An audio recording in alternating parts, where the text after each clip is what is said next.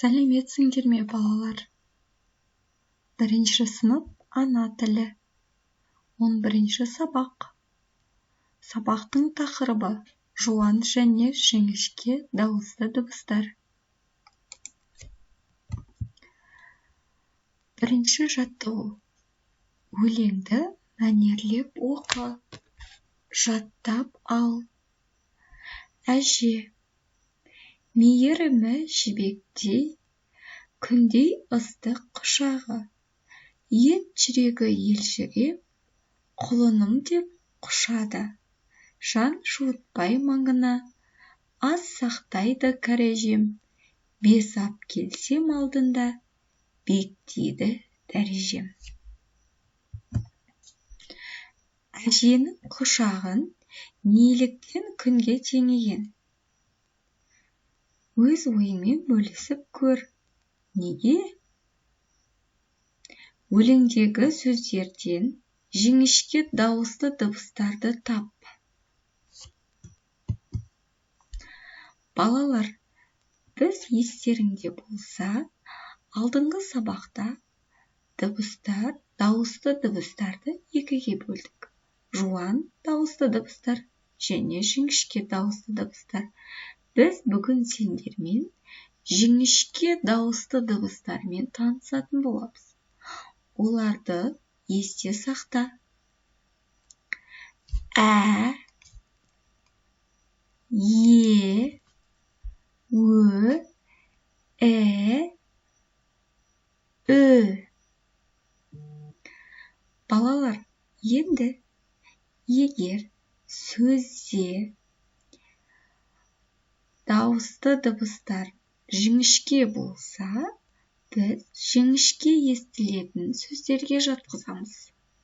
Мысалы, әже. Әже сөзінде ә жіңішке дауысты, е жіңішке дауысты. Әже, яғни бұл жіңішке дыбысталатын сөзге жатады. Екінші жаттығу. Нүктелердің орнына тиісті әріптерді қойып, көшіріп жаз. Сөздердің айтылуы мен жазылуын салыстыр. Нүктелердің орнына мысалы, бірінші. Суретте ненің суретін көріп тұрмыз? Күрек. Қандай дыбыстар жазуымыз қажет? К, ү, р, ек. Яғни, балалар, бұл жерде сөздер қалай айтылып тұр? Және ол қалай жазылады?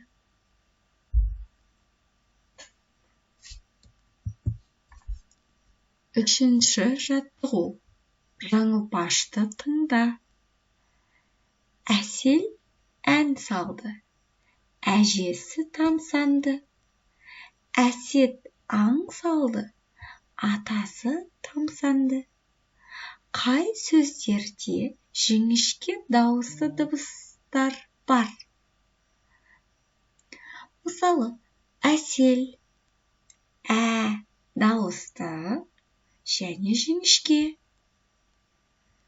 Е дауысты және ол жіңішке.